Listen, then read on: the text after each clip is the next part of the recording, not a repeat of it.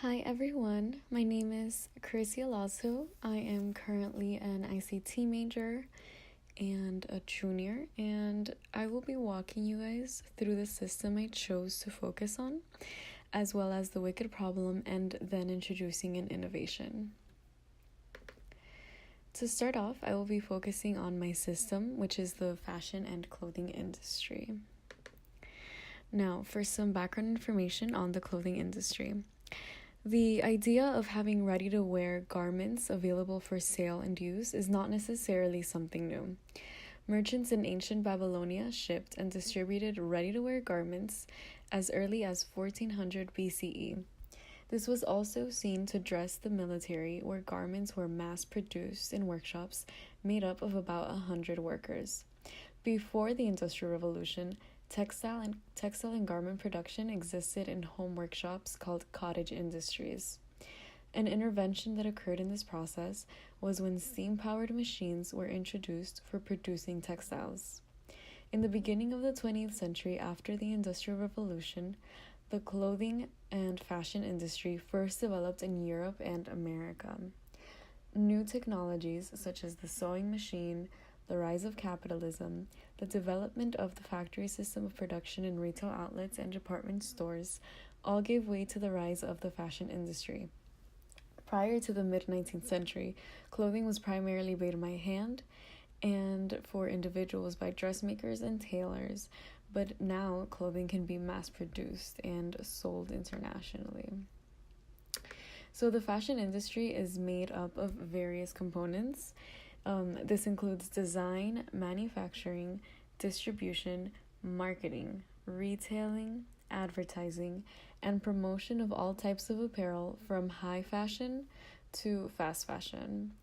It also consists of 4 levels: the production of raw materials, the production of fashion goods by designers, manufacturers, contractors, and others, retail sales, and various forms of advertising and promotions.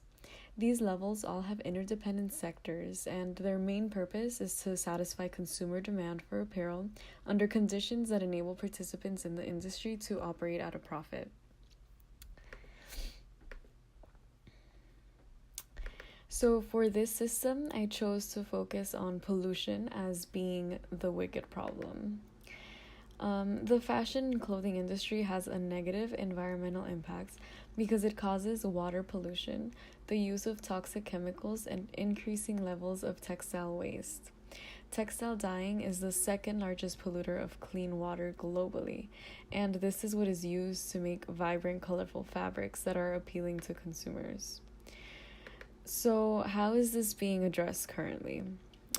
Many fashion brands have been pressured into removing these toxic chemicals from their supply chains after they were tested, and they resulted in confirmed hazardous chemicals. A solution that was presented for this problem include banning or strictly regulating these textile factories because they are toxic and bioaccumulative. Although these factories are highly regulated in the States, in other third world countries of the world, these factories are not under the same scrutiny and produce excessive amounts of waste and toxins that not only impact the environment but also people's health. Like, for example, all the workshops that you see, all the sweatshops, that you see with horrible worker regulations, and so many stories that we've seen of buildings falling down on workers because the people that manage those buildings don't keep up with it because they get paid minimum wage, and it's just bad conditions. And this all ties back to the importance of focusing on this problem.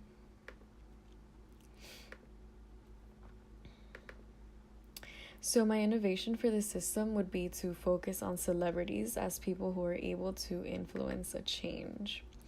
Celebrities would act as the change agent and will be able to encourage adoption of sustainable fashion through their influence. Society is obsessed with what is new and trendy. Through social media platforms, this type of influence is possible. Celebrities have millions of followers on different platforms, making the spread of this innovation accessible to different types of people. The point of entry for this innovation would be to focus on targeting early adopters. Environmentally conscious people can be targeted to introduce sustainable fashion. This would be a good point of entry because people who follow fashion trends first are those who hold the same characteristics as early adopters. Once they notice that sustainable fashion is in, as well as being environmentally aware, people will hold this as a standard, and they will be able to take into consideration where and how the product is produced, and will be able to reduce the environmental toll that fashion takes on the planet, as well as being aware of the products they buy and if they are environmentally and ethically sourced. So the beneficiaries of this innovation are basically everyone that live on Earth. By adopting this innovation of sustainable fashion, pollution will be reduced. Fast fashion and the clothing industry affects everyone on this planet. The clothing industry generates pressure on a scarce resource, cotton, and mass amounts of harmful pesticides are used to grow this crop as well. By adopting sustainable fashion, we are able to put a stop to this.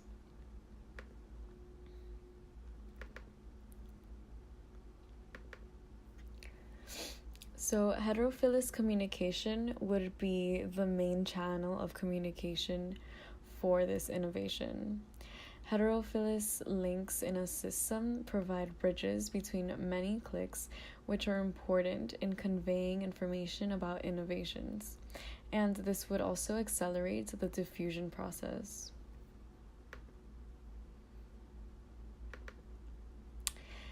Desirable consequences of the innovation would include the reduction of pollution, which would benefit everyone, including the environment. Undesirable consequences would include the loss of income for the fast fashion industry, which could take a toll on our economy, but if this innovation is successfully adopted, it would bring in new income from sustainable fashion companies. These new companies would make the fast fashion industry bankrupt because they would lose their target market.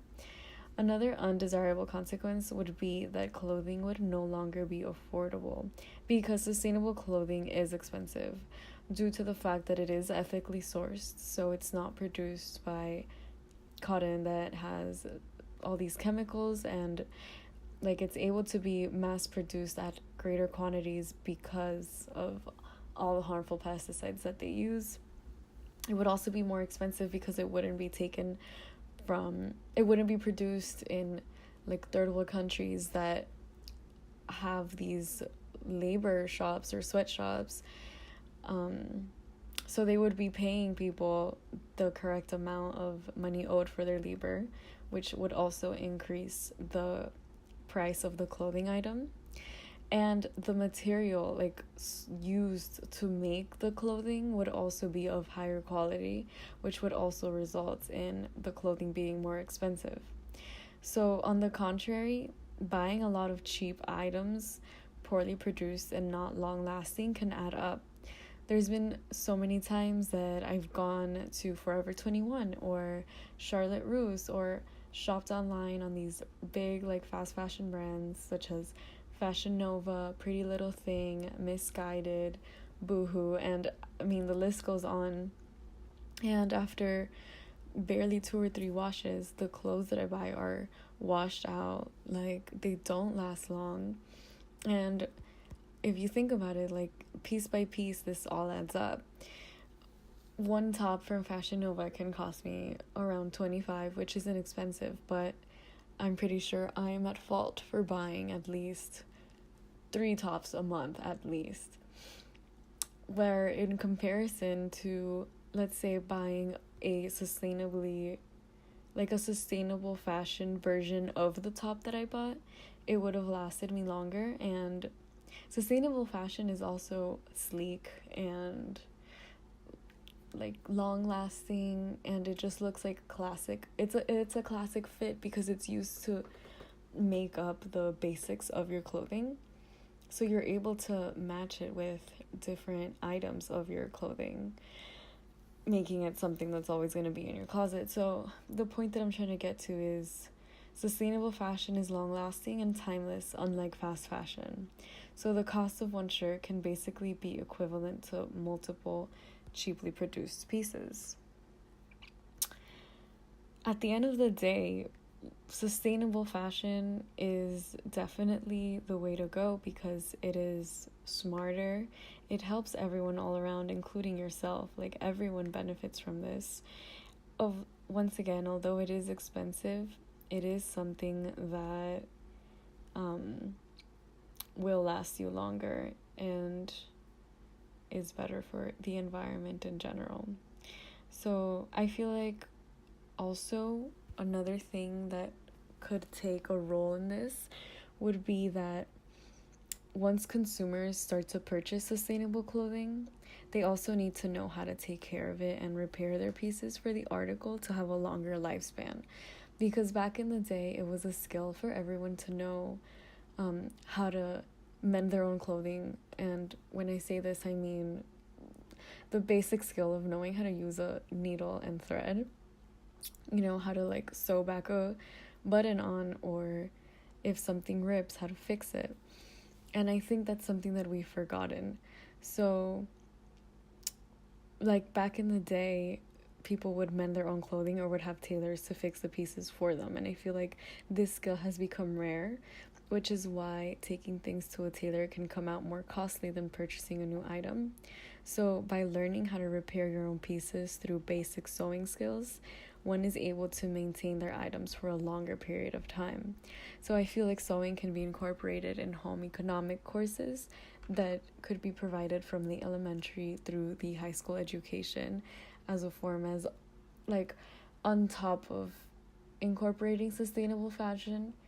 If people want their clothes to last even longer, picking up the skill is also something that they can use in order to prolong the lifespan of the article clothing of their choice. So that is all for me and what I have to say on the fashion and clothing industry. Thank you.